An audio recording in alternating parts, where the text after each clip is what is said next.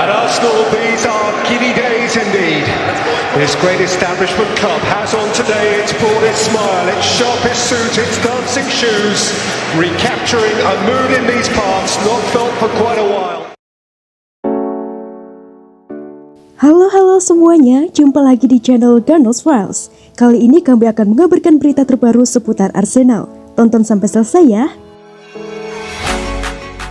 Jelang Arsenal versus Newcastle, pertandingan ujian untuk calon juara. Ujian berat menunggu skuad asuhan Mikel Arteta pada awal Januari dan Februari ini. Dimulai dengan menjamu tim yang sedang naik daun Newcastle United dalam pekan ke-19 Liga Primer di Stadion Emirates London Rabu dini hari. Duel kontra The Magpies ini menjadi yang pertama dari rangkaian 4 laga krusial di bulan Januari hingga awal Februari yang akan menguji kepantasan mereka sebagai kandidat juara.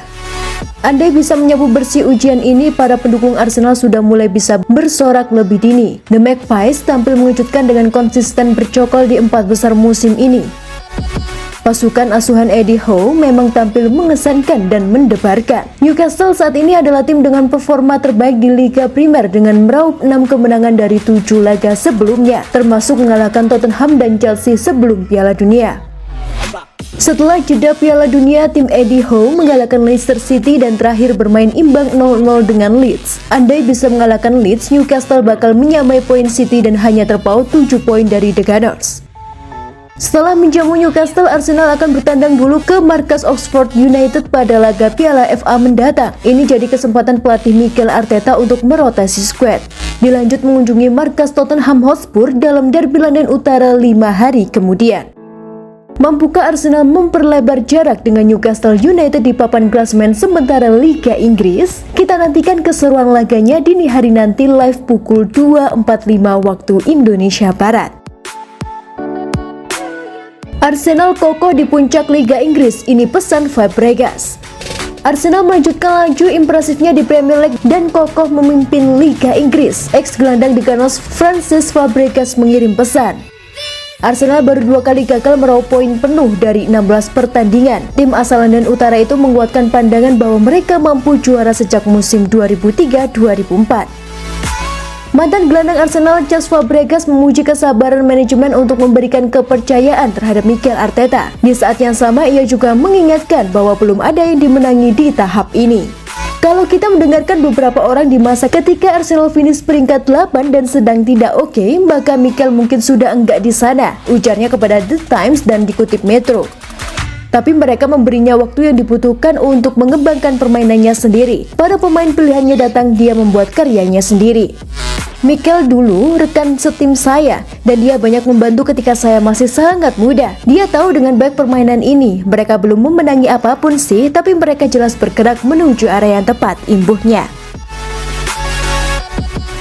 Ainsley Maitland-Niles bisa jadi pemain Arsenal selanjutnya yang kontraknya bisa diputus. Arsenal mengirim Ainsley Maitland-Niles dengan status pinjaman ke Southampton musim panas lalu, tetapi hal-hal tidak berjalan baik baginya. Pemain Inggris berusia 25 tahun itu pernah dicap sebagai pemain fantastis dan dipandang sebagai salah satu talenta paling cemerlang di Akademi Arsenal. Dia juga membintangi tim utama di musim pertama Mikel Arteta di klub, tetapi karirnya tidak berjalan sesuai rencana sekarang. Dia akan kembali ke Arsenal musim panas mendatang dan The Gunners berpotensi tidak punya pilihan selain membiarkannya pergi tanpa alasan. Dia kemudian dipinjamkan ke Southampton dan jika ada, sahamnya semakin turun. Maitland-Niles telah bermain sepak bola kurang dari 600 menit sejak bergabung dengan The Saints. Dia telah memulai hanya 4 kali di Liga dan penampilannya melawan Lincoln City di Piala Carabao dikritik keras oleh penggemar dan media.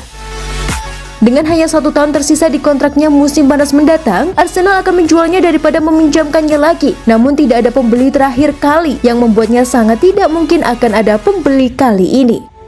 Itu bisa membuat Arteta dan Edu tidak punya pilihan selain mengakhiri kontraknya karena itu akan menjadi hal terbaik untuk semua pihak yang terlibat. Usai ditolak, Arsenal siapkan tawaran yang lebih besar pada Donetsk untuk Boyong Mudryk. Arsenal dikabarkan telah kembali mendekati Shakhtar Donetsk dengan tawaran yang lebih besar untuk memboyong Mykhailo Mudryk.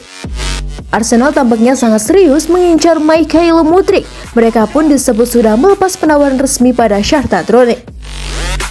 Kabarnya tawaran pertama mereka bernilai 40 juta euro. Ada juga add-ons senilai 15 juta euro. Akan tetapi tawaran itu ditolak oleh Donetsk. Pasalnya menilai tawaran itu terlalu rendah bagi pemain sekelas Mudryk.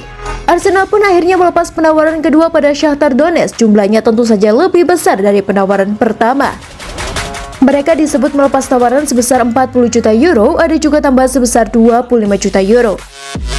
Kabar ini dilansir oleh Foot Mercato, namun tak diketahui apakah tawaran tersebut bakal ditolak lagi atau tidak. Mikhailo Mudryk adalah pilar penting Shakhtar Donetsk, oleh karena itulah Shakhtar enggan melepasnya. Namun Carlo Nicolini mengatakan Donetsk siap saja melego Mudryk. Hal itu akan terjadi jika ada yang menawari klubnya 100 juta euro. Kami lebih menghargai Mudryk daripada Anthony dari Manchester United yang berharga 100 juta euro. Kami tidak dipaksa untuk menjual. Kami tidak ingin membuat fenomena, serunya pada Oktober 2022 lalu via Go. Itulah tadi beberapa berita hangat dan fakta menarik seputar Arsenal. Bagaimana pendapat kalian, Gons? Tulis di kolom komentar ya. Stay safe and stay healthy, Uganders. Bye-bye.